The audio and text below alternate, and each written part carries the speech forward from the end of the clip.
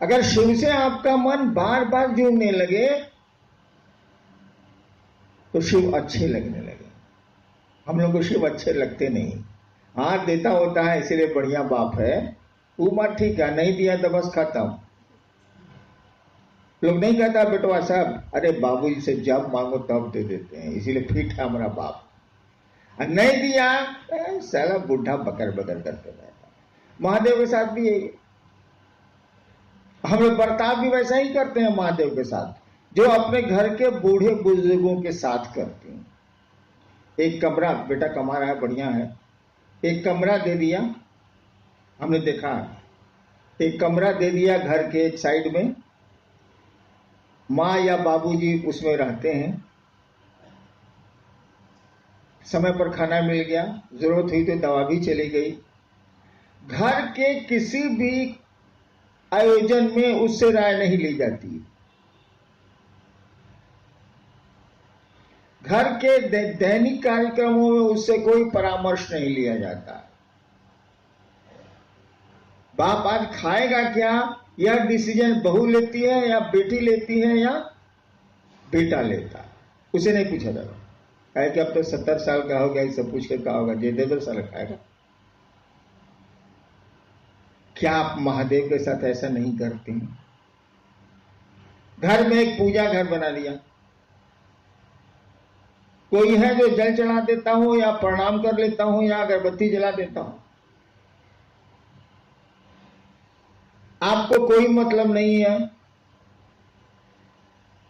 जरूरत पड़ी, कोई कष्ट आया तो पहुंच गया पूजा घर में, कहा काम हो गया फिट है, काम नहीं हुआ अनफिट है। तो जो घर के बूढ़े बुजुर्गों की स्थिति है, महादेव भी तो बुजुर्ग है, उसकी भी यही स्थिति है। मैंने कहा कि उसको अपने घर में शामिल करो, अपने दैनिक रूटीन में शामिल करो शिव को। और इसीलिए मैंने कहा कि जो 108 बार आप बैठ के नमः शिवाय करते रहे कई हजार साल से, करिए, हम नहीं रोक रहे हैं आपको, लेकिन टुकड़े टुकड़े में नमः शिवाय करिए आप। इस पर सवाल भी हमसे लोगों ने किए कि 5000 साल, इतना हजार साल से 108 बार सभी मंत्रों का जप होता है, कि टुकड़े टुकड़े में आप काहे कर दिया। तब मैंने समझाया, कहीं कोई काम करिएगा तो ये सोचिएगा ना कि इसका परिणाम क्या आएगा। ठीक है, लोग कहते हैं कि इसको आसान किया गया।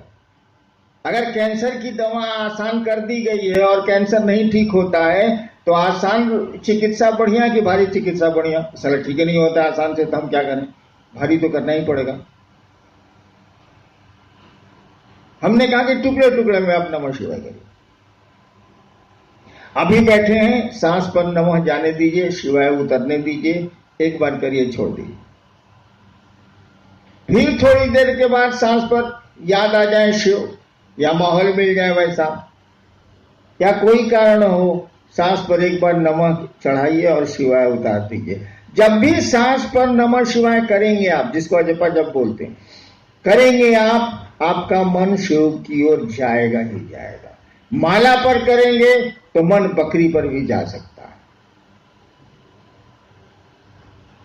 अन्य कामों में भी जा सकता है। लेकिन ये लोग कहते हैं कि नमः शिवाय करते हैं, मन ही नहीं ठहरता।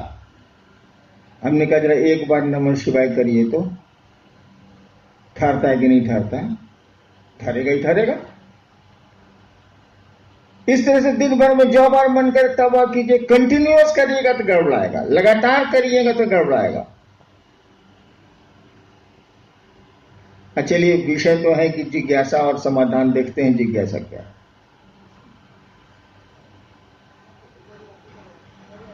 नहीं बेटे,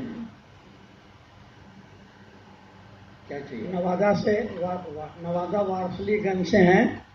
शिव कार्य में हम कैसे आगे चल पाएंगे? परेशानी तो आती है, साहब दया कर दीजिए। आधा बोल गए, ये परेशानी आती है और परेशानी जाती भी है। इस जगत में कोई चीज ठहर नहीं सकती है। जगत शब्द का अर्थ ही होता है, जंगम धातु से बना है जो चलता है। जंगम का अर्थ ही होता है, जंगम का मानी होता है जानवर जो चलते हैं, स्थावर का मानी होता है पेड़ जो एक जगह खड़े रहते हैं। जगत उसी धातु से बना है, यानी यहाँ कुछ भी नहीं ठहरता, सब गुजर रहा है। World is a passing show, ये गुजरता हुआ तमाशा। हाँ, क्या शिवकांत? परेशानी आती है, कैसे आगे बढ़ेंगे शिव कार्य में, हम कैसे आगे बढ़ेंगे? बता तो रहे हैं, आप करने को तैयार नहीं है। हमने कहा कि आप दूसरों को शिव शिष्य बनाने की कोशिश करिए। ये मंच वाली आदत छोड़िए, आपने पकड़ लिया। आपको शिव शिष्य बनना है, चरचरिया भजनिया कीर्तनिया नहीं बनना। आपने शिव को गुरु माना है और आपको शिष्य बनना है। महादेव ने कहा दूसरों को शिष्य बनाओ, तुम्हारा मन भी शिव का शिष्य बनेगा। इस काम को करिए। नमः शिवाय को टुकड़े टुकड़े में ले आइए। तीसरा सूत्र, अदया तो मांगिएगा ही मांगिएगा, उसके लिए कहने की कहां जरूरत, जो पहला सूत्र है। मैं अक्सर कहता हूं कि 4 दिन अगर आपको लेटरिन नहीं हो, दवा के बाद भी पेट खुलासा नहीं हो, और शिव के शिष्य हैं आप, महादेव आपके आराध्य हैं या गुरु हैं, तो आप कहवे कीजिएगा महादेव को कि सरकार हमको लेटरिन हो जाता, बाप रे बाप बड़ी गंजन है। तो दया तो मांगिएगा ही मांगिएगा कि काहे की जिंदगी में खराब सड़कें मिलनी ही मिलनी है, उसके लिए क्या सिखाना।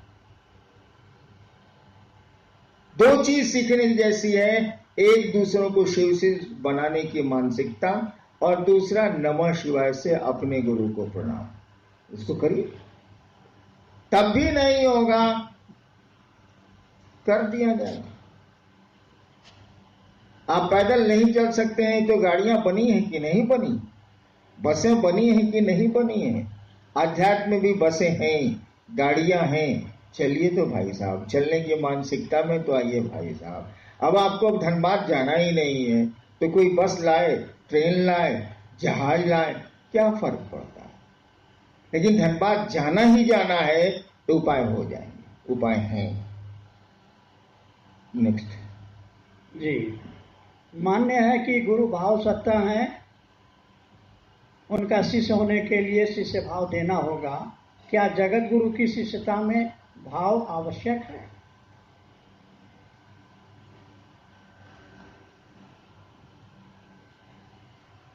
सवाल सुना आपने, फिर से पढ़िए। मान्य है कि गुरु भाव सत्ता है, उनका शिष्य होने, जगत गुरु का शिष्य होने के लिए क्या भाव जरूरी है? बिल्कुल सही है कि गुरु भाव सत्ता है, पिता भाव सत्ता है, पुत्र भाव सत्ता है, माँ भाव सत्ता है, बेटी भाव सत्ता है, माँ बाप सब भाव सत्ता है। ये संबंध भाव पर ही टिकते हैं, लौकिक हो या पारलौकिक हो। अध्यात्म कहता भी है कि भावे लभते देवता, भाव से देवता उपलब्ध होते हैं। अध्यात्म का सूत्र ही है भावेन लभते देवता, भावेन देव दर्शनम, भावेन परम ज्ञानम तस्मा। हाँ, उसकी इसीलिए भाव का अवलंबन करो, ये सही बात है। लेकिन एक बात बताइए, आप लोग कर रहे हैं फटाफट, पर जल्दी जल्दी स्वीकार, जिसको समझा रहे हैं उसके पास भाव है क्या? आपके पास हो सकते हैं, उसी के तहत आप घूम रहे हैं, लोगों को शिव से बना रहे हैं। जिसको बना रहे हैं उसके पास शिव के प्रति भाव है क्या? नहीं है, और उसका इंतजार भी आप नहीं करते कि भाव है कि नहीं है। आप केवल इतना ही देखते हैं कि वो स्वीकार कर लिया कि हम शिव को गुरु मानेंगे, और कह दिया कि हम 3 को काम करेंगे, आपका काम खत्म, आगे बढ़िए, यही ना है। उसके पास तो भाव नहीं है, और कहा गया गुरु भाव सकता है, तो आपकी मेहनत बेकार चली गई ना भाई साहब, कि नहीं चली गई? मेहनत बेकार नहीं गई। देवताओं से जुड़ने के लिए भाव की आवश्यकता है, बिल्कुल सही है। गुरु भी भाव सत्ता है, ये भी बिल्कुल सही है, लेकिन आपको निर्णय लेना होगा कि आपका गुरु है कौन,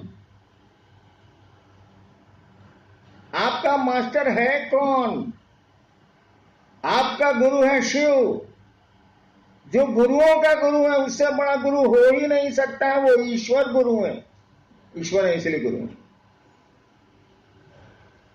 और गुरु की एक खूबी क्या होती है, शिष्यानुभूति की जिन्होंने पढ़ी होगी उनको पंक्ति याद होगी, गुरु अपने शिष्य के मानसिक तल पर आकर उसे आध्यात्म की ऊंचाई में ले जाते हैं। बाकी जो भी हो, लेकिन इसका अर्थ उसका यही है, गुरु अपने शिष्य के मन के तल पर, ऐसे शब्द हैं, मन के तल पर उतर के ले जाना पड़ेगा। अब लड़का को आप बुझ रहा है तो उसको आप एबीसीडी कैसे समझाइए, कौन से शुरू कीजिए। तो गुरु का नियम है, शिक्षक का भी यही नियम है, वो विद्यार्थी के स्तर पर उतर के उसको टानता है। गुरु भी यही करते हैं। अब शिव को आपने गुरु माना है, वो ईश्वर गुरु है, सबसे बड़ा गुरु है वो, और वो आपके तल पर उतरेगा तभी तो ऊपर टानेगा, नहीं टानेगा कैसे? बहुआ पकड़ेगा तब ना खींचेगा, आपके ब्रेन को, आपके मन को पकड़ेगा तब ना ऊपर ले जाएगा वो आध्यात्मिक की ऊंचाई पर।